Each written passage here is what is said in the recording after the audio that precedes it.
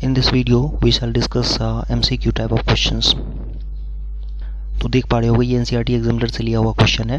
9.1 exercise का first question देखो, इसमें लिखा हुआ है द फर्स्ट क्वेश्चन में radii of two concentric circles are 4 and 5। ये फिगर इसका नहीं है, फिगर दूसरे क्वेश्चन के लिए है।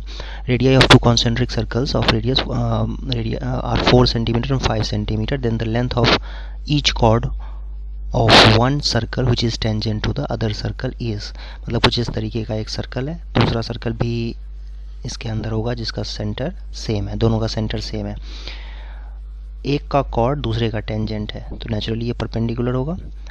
और साथ ही साथ एक बात और कि ये रेडियस जो है 4 है और बड़े वाले का 5 है, तो ये भी 4 हो जाएगा और पूरा 5 है। ये यहाँ से यहाँ तक पूरा 5 है। इनफैक्ट OA को कह सकते हो आप 5 है एंड OB को आप कह सकते हो 4 है। ये यहाँ पर भी है तो OP भी इतना ही होगा, 4 ही होगा, बिकॉज दोनों रेडियस हैं। OB और एंड OP दोनों रेडियस हैं। ये भी एक पॉइंट है। AP की लेंथ पाइथागोरस थ्योरम से निकालेंगे तो √5² माइनस 4² कितना आ जाएगा 3। तो AP जब 3 है तो आपको पता है कि सेंटर से परपेंडिकुलर ड्रॉप करते हैं तो कॉर्ड को बाइसेक्ट करता है। तो अगर सपोज ये T है तो AT कितना हो जाएगा, AT हो जाएगा 6 सेंटीमीटर। यही इसका आंसर है, बी ऑप्शन। सेकंड पार्ट देखो, सेकंड पार्ट में लिखा हुआ है AOB एंगल 125 डिग्री दिया हुआ है इस फिगर में, तो आपको COD एंगल फाइंड करना है। तो अब इसमें सब चीज़ें अंडरस्टूड हैं कि AB एक टेंजेंट है, ऐसे ही AD भी टेंजेंट होगा। तो इसके लिए क्या करेंगे हम, यहाँ से ना परपेंडिकुलर ड्रॉप कर दो। परपेंडिकुलर मतलब रेडियस ड्रॉ कर देंगे। यहाँ से भी ऐसे ही रेडियस ड्रॉ कर दो, यहाँ से भी यहाँ से भी एक रेडियस ड्रॉ कर दो और यहाँ से भी एक रेडियस ड्रॉ कर दो। और इन सब का नाम लिख देते हैं PQRS। तो अब ध्यान से देखो, AP और AS इक्वल होंगे क्योंकि tangent from external point are equal, और AO कॉमन साइड है और ये रेडियस है तो ये भी रेडियस है। तो ये इनफैक्ट ये APO ट्राइंगल और ASO ट्राइंगल्स, ये दोनों ट्राइंगल्स कन्ग्रुएंट हो जाएंगे। ठीक, तो कन्ग्रुएंट हो जाएंगे तो बाई CPCT एंगल्स भी इक्वल होंगे। कौन कौन से एंगल किसके इक्वल होगा, सपोज ये एंगल आप A ले लेते हो तो ये एंगल भी कितना हो जाएगा A। सेम लॉजिक से ये DP और DQ भी इक्वल है, OQ और OP भी रेडियस हैं और ये OD भी कॉमन साइड है, तो ये दोनों एंगल्स भी इक्वल हो जाएंगे। मतलब कन्ग्रुएंट ट्राइंगल्स होंगे तो CPCT से ये दोनों एंगल्स भी इक्वल हो जाएंगे। सिमिलरली ये दोनों एंगल्स भी इक्वल हो जाएंगे, सिमिलरली ये दोनों एंगल्स भी इक्वल हो जाएंगे। तो पूरा जो कंप्लीट एंगल है वो 360 होगा। 2 times A plus B plus C plus D, ये आ जाएगा आपका 360 डिग्री। तो A plus B plus C plus D कितना हो जाएगा 180 डिग्री। और ध्यान से देखो COD एंगल क्या है, COD एंगल है B प्लस C। ठीक, प्लस D दिया में A प्लस D दिया हुआ है 125, तो B प्लस C की वैल्यू कितनी हो जाएगी, B प्लस C की वैल्यू हो जाएगी 55 डिग्री। और यही आपको फाइंड करना था बिकॉज DOC एंगल को ध्यान से देखो तो यही है, DOC एंगल 55 डिग्री ही है। नेक्स्ट एग्जांपल देखो, इसमें लिखा हुआ है, ये फिगर दिया हुआ है आपको और इसमें कहा जा रहा है आपसे कि AT अगर एक टेंजेंट है सर्कल का A पॉइंट पे, देन BAT एंगल फाइंड करना है। BAT मतलब ये एंगल फाइंड करना है। तो ये एक बहुत ही आसान सा क्वेश्चन हो गया कि आप देख सकते हो CA डायामीटर है तो angle in the semi circle 90 होता है। तो ये 50 हो गया, ये 90, तो ऑब्वियसली ये कितना होगा 40। बट ये डायामीटर है जो कि पॉइंट ऑफ टेंजेंसी पे परपेंडिकुलर होता है, तो मतलब ये पूरा एंगल जो है ये भी 90 होगा। तो छोटा वाला एंगल कितना हो जाएगा 90 माइनस 40 50। दैट्स इट, हो गया, यही करना था इसमें। Fourth part, from a point P which is at a distance 13 from the center O of a circle of radius 5 cm, the pair of tangents PQ and PR are drawn to the circle। देखो ये एक दो tangent draw किए गए हैं, PA and PQ and PR, PQ and PR suppose यहाँ पर touch कर रहा है और सेंटर से इस पॉइंट का डिस्टेंस 13 दे रखा है क्वेश्चन के अंदर।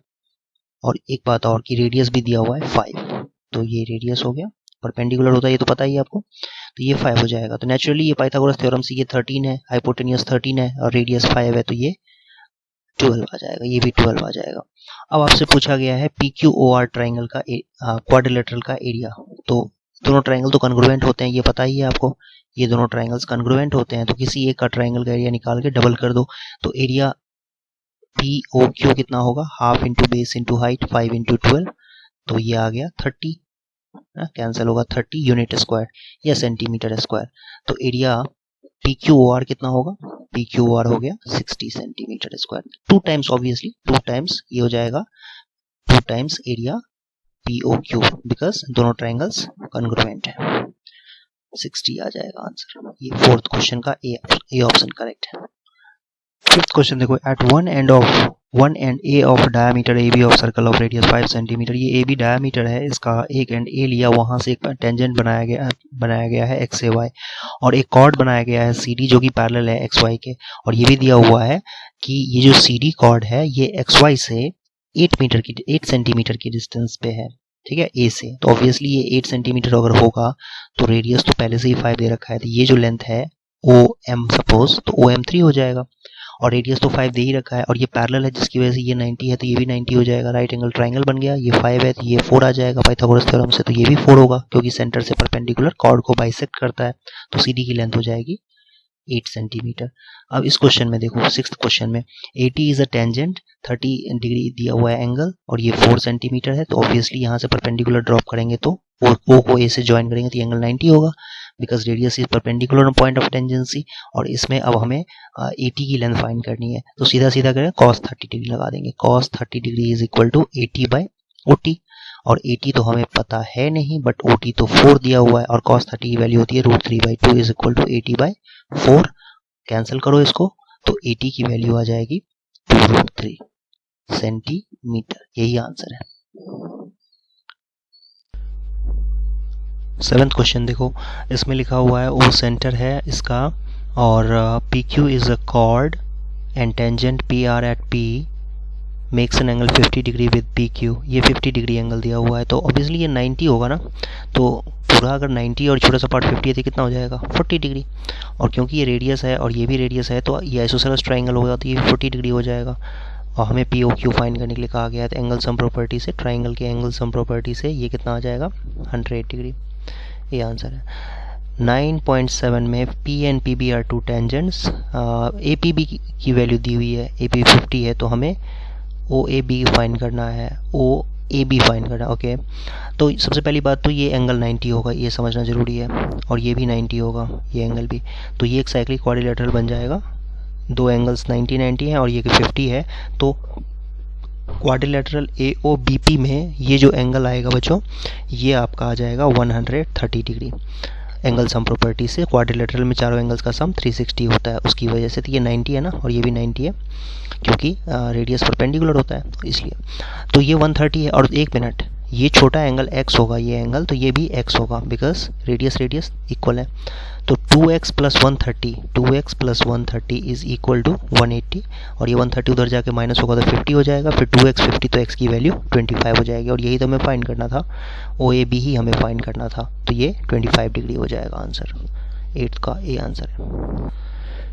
9th question, if two tangents inclined at an angle 60 degree are drawn to the circle of radius 3 centimetre. ये फिगर आपको बना के पहले से दिया हुआ मैंने। कह रहा है लेंथ ऑफ टेंजेंट फाइंड करो। तो सबसे पहली बात तो हम O को P से ज्वाइन कर देते हैं, तो हमें पता है कि ये दो ट्राइंगल्स जो होंगे OAP और OBP ये दोनों कॉन्ग्रुएंट होंगे बिकॉज AP और PB इक्वल होते हैं, ये कॉमन साइड है PO, और AO और OB इक्वल होंगे रेडियस। तो SS इस क्राइटेरिया से दोनों ट्राइंगल्स कॉन्ग्रुएंट हो जाएंगे। CPCTC ये दोनों एंगल्स 30-30 हो जाएंगे। अब ये 3 दिया हुआ है और ये एंगल 30 दिया हुआ है, और ये आपको फाइंड करना है। tan थीटा लगा दो, tan 30 degree is equal to opposite side जो कि 3 है अपॉन में AP, ठीक है, इन ट्राइंगल AOP में। फिर tan 31/√3 होता है 3/AP, और AP की वैल्यू यहाँ से आ जाएगी 3√3, ठीक, ये डी आंसर है। 10th क्वेश्चन में आपसे कहा जा रहा है कि ये एंगल 70 डिग्री दिया हुआ है BQR, तो AQB फाइंड करना है, AQB। ओके, ये पूरा एंगल फाइंड करना है।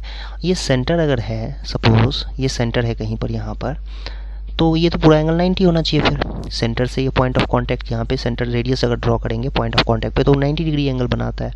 तो ये 70 दे रखा है, ये पूरा 90 है, इसका मतलब छोटा एंगल कितना आ जाएगा 20 आ जाएगा, ठीक। ओके, और इसमें एक चीज़ और, क्योंकि ये पैरेलल है, ये लाइन ये इसके पैरेलल दिया हुआ है, तो ये पैरेलल अगर दिया हुआ है तो ये 70 है तो ये भी 70 हो जाएगा, ठीक। और पैरेलल है जिसकी वजह से ये 90 है पूरा एंगल, तो ये भी 90 हो जाएगा, है ना। ये 90 डिग्री एंगल है तो ये भी 90 होगा, कोई इंटीरियर एंगल सम प्रॉपर्टी, और ये अल्टरनेट एंगल्स की वजह से 70 हुआ, तो ये 70 है और ये तो 20 वैसे ही, तो ये तो ऐसे ही आ ही चुका है, ऑलरेडी हमारे पास आ चुका है। अब बात आती है इस एंगल की, छोटे वाला जो एंगल है AQO, उसकी बात आती है। तो इसको आप कई तरीके से कर सकते हो, लेकिन देखो अभी जो स्ट्राइक किया मुझे इमीडिएटली वो मैं बता रहा हूँ आपको कि इसको इससे ज्वाइन कर दो। अब ये सेंटर पे एंगल हमेशा डबल होता है, तो 70 है तो ये कितना हो जाएगा 140 हो जाएगा। और क्योंकि ये रेडियस रेडियस है, ये दोनों एंगल्स भी बराबर हो जाएंगे, तो ये 140 सेंटर पे एंगल डबल होता है तो 70 है तो ये आ जाएगा, मतलब AQ कॉर्ड कहीं और सर्कल के ऊपर जो एंगल सबटेंड करता है सेंटर पे उसका डबल सबटेंड करेगा, तो 70 है तो 140 होगा, तो फिर ये 20-20 हो जाएगा ऑब्वियसली, क्योंकि AO और OQ इक्वल है, तो 20-20 हो गया, तो ये 20 और 20 40 आ जाएगा। और भी कई तरीके हैं, कर सकते हो उस तरीके से भी।